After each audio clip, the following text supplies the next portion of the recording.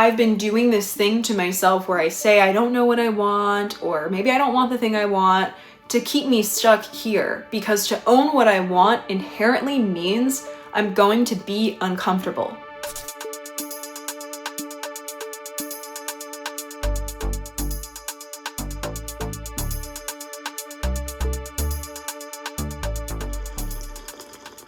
Hello, and welcome to the end of 2024.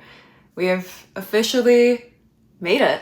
The last couple weeks have been really nice because I took them off work. I had some extra PTO stocked up and made a nice little staycation for myself here in the city. Been doing lots of reading, lots of visiting my favorite places and spending time with my family that lives here.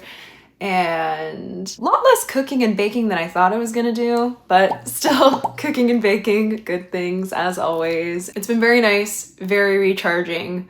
Love time off. It's a beautiful, beautiful thing. And one of the things I really like to do at the end of the year, which we have now reached, is to reflect on this last year that I've had, the lessons I've learned, what I'd like to bring forward into the new year. I'm a really big fan of New Year's resolutions, pretty much for as long as I can remember. You can take me back to mid-2000s, elementary school me sitting on my Windows desktop computer, typing in the most illegible text in a Word document of I don't know what even my goals would have been at that age, play outside more. But I loved making my little lists of goals and then pretty much just forgetting about them, but enjoying the process. And, to be honest, things have not changed so much as I've gotten older. I love to make New Year's resolutions at the end of the year. And then I pretty much have no system for checking in on my progress and no system for I guess making sure I'm following through. I kind of just love, the process of imagining who I would be if I was actually willing to put in the effort to become who I want to be.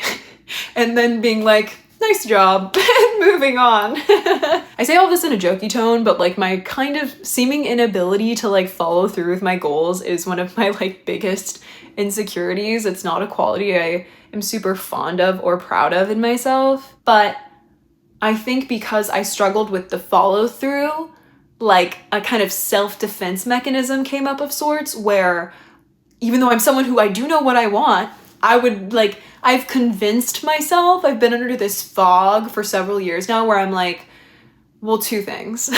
First line of defense is to go, well, maybe I don't even want that thing. The minute there's discomfort, the minute it's not just easy to bring the thing I wanted to fruition, I go, well, maybe I didn't want it anyways. I try to talk myself out of it. I think a YouTube thing is a great example because even though since I was literally 13, I have wanted to make a YouTube channel, I go back and forth with myself on it all the time of whether it's something I actually want to do. I really struggle to let myself invest in it, which is something I talked about in my last video. I would try to talk myself out of the thing I want because to acknowledge and admit to myself that I really wanted it is and I don't have it, is more uncomfortable than burying myself in denial about the things I want. But then I think even worse, and this was something I feel that came up more in my college years and has shown up more just as an adult in my life, is I go, well, maybe I don't even know what I want, at all. It's not even just maybe I don't want the thing I said I want. It's I have no idea. I don't know myself at all, and I have no clue what I could possibly ever want with myself in my life. And it is such an inhibiting feeling, where I feel I literally cannot make one step forward because I'm so uncertain of what I want to move towards. This is kind of been, I feel what my kind of insecurity around my ability to execute has become is not that I can't execute on the things I want. It's that I just don't know what I want and I'll never know. And my mind is just this empty canvas with no ideas. My brain is under some weird glass jar that I can see that it's supposed to be functioning, but I can't actually tap into it at all to use it. 2024 has been really interesting because I feel like there was like a thing that was happening on the surface, which I'll touch on, but then the lesson underneath it feels like directly addressing this insecurity of mine that we're talking about right now. So what was going on the surface is kind of, this has been a really big year of reflecting on my relationship, my romantic relationship, my friendships, like they're just people I keep close, and what do I value? What do I bring to the table? What do I want someone to kind of bring to the table in return? And like, am I getting that? And this is all important. This all needed to occur. The thing that's happening on the surface is important in and of itself. But I'm kind of realizing as I'm reflecting on the year that there's something else. There's something else. There's a theme I'm getting from this experience. With my relationship, I felt like I knew it didn't feel right, but I kept saying to myself the same thing that I say to myself about like other things, other goals of, but I don't know what I want. Like I can't imagine some alternative, like trying to convince myself that the thing I want isn't what I actually want, or that I don't even know. And I feel like through all of this questioning and reflecting this year, I had to get really honest with myself of like, girl, you do know what you want. Like you're not getting it here, A. So like you need to do something about that. But also like, just like you are someone who knows what you want. But knowing what you want and owning it are two different things. I feel like the difference between someone who knows what they want and someone who owns it is the difference between someone who like has their New Year's resolutions, has like their goal as a desktop background on their computer, talks to their friends and family about the thing they want, versus someone who's doing all of that, but also is taking the tangible steps to bring their goal to fruition, and they do bring it to fruition, okay? I've been doing this thing to myself where I say I don't know what I want, or maybe I don't want the thing I want, to keep me stuck here, because to own what I want inherently means I'm going to be uncomfortable. I'm going to say that again. To own what you want means you are going to inherently be uncomfortable. And why I think that's true is for a couple of reasons. One, I do feel like a lot of us struggle with our self-worth and like thinking we're worthy enough to have the things that we want. And some of it is that feeling of discord of like, you're kind of rejecting the thing that you want before you even have it, because like when you do, I think like energetically it'll be hard to sustain it if you don't think you're like worthy of the thing you want. Like that's like the people who I think like self-sabotage in relationships, like when you're in a good situation because it's like somewhere in your subconscious you don't think you actually deserve the good thing, you know? And so then you're kind of ruining it. So there's that.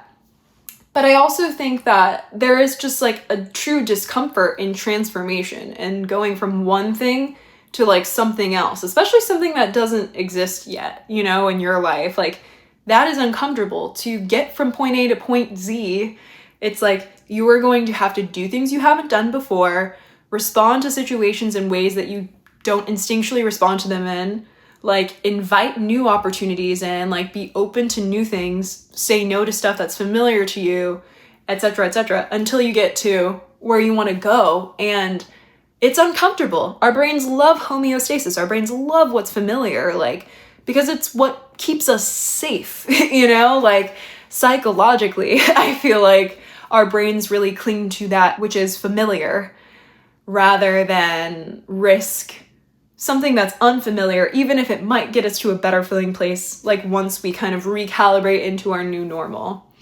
And I think for myself, this was the case in my relationship, but also my life more broadly, that a lot of the times I do know what I want, but I've been unwilling to be uncomfortable in the process of getting it, whether it's being uncomfortable like being single until you find the right person, or like doing the career development stuff you need to do to get the job that you want, even though like you're like feel like you're have imposter syndrome about it, or sitting down in front of a camera for like 2 hours to try to say 5 minutes of coherent information. It's all uncomfortable.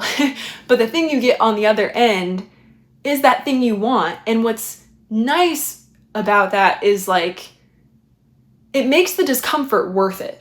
that's the thing that I think is interesting to me, and that's something I need to like reflect on more with myself, is like my brain's convoluted this whole thing to try to keep me from doing something that requires me to be different than how I've been before so I can get here. Like, it's just trying to keep me here because it's safe and it's familiar and it's comfortable.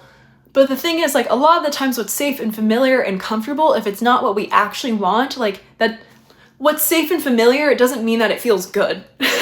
And that's what's so interesting. I think this is because of like our like animal brain that just wants what we know and what's familiar, what helps us to feel in control. Like, we're much more willing to tolerate situations that we are not happy in, that aren't giving us what we want, that aren't meeting our needs, than we are to move into something that might be better fit for us, that is unknown, because at least we know what we're getting here. Even if we don't like it, it feels better to know than it does to leap into the thing that we like can't guarantee what that situation will actually be like. And like, I remember listening to a podcast a while back where I think it was like a psychologist, and she was saying that it was like, even if you told people, okay, like if there's a 1% chance you'll be happier, even just 1% chance, like, should, you know, she was talking about the scenario of leaving your job, but if there's a 1% chance, like if you go to this new job, you'll be happier than if you stay in the old job, like, would you take the job? And people would say no, even though like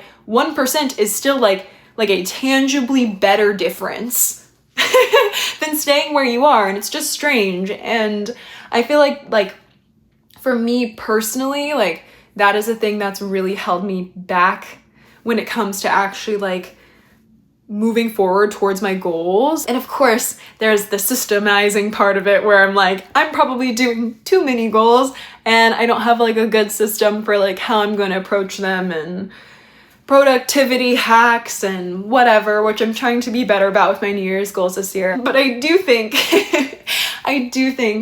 that there is, you know, the emotional kind of psychological component too that holds me back from moving forward, from actually creating the life I want to create. And ironically, I guess it was by being forced to confront something that was no longer working for me, that I no longer wanted, like that I thought I had wanted because it was familiar, is the thing that's like trudging me into this whole new era. So all of that to say that I am curious about and scared and looking forward to this kind of next phase of my life where I am only reporting to myself. I'm only responsible to myself and my cat, of course, and making decisions about my life, thinking about what I want, and like being willing and knowing that like discomfort is going to come in the process of creating it, but that it is worth it to move into situations, relationships, opportunities like that are better suited for the person I am now and the person that I want to be. Because I do know what I want. It's just about owning it and actually letting myself be uncomfortable in the process of growing into that person. But yeah, I'm very cautiously optimistic about the future and looking forward to the ways that I'll surprise myself, the next lesson that the universe wants me to address and conquer, and excited to share that journey with you. Let me know if you have any New Year's resolutions or big kind of takeaways or lessons that you got from this last year. I hope we're all ending the year feeling good. Like, if nothing else, if you can take even just like 5, 10, 20 minutes for yourself just to like be with yourself and feel proud of the person that you're becoming and the kind of energy you've put in thus far, and kind of feeling a sense of just like ability when it comes to thinking about like how you're going to move forward and letting yourself feel excited about the ways you're going to grow and change. Like, I feel like feeling into that is a very valuable thing to do. So I hope you can give that to yourself, and can't wait till we talk again. Thanks so much for being here.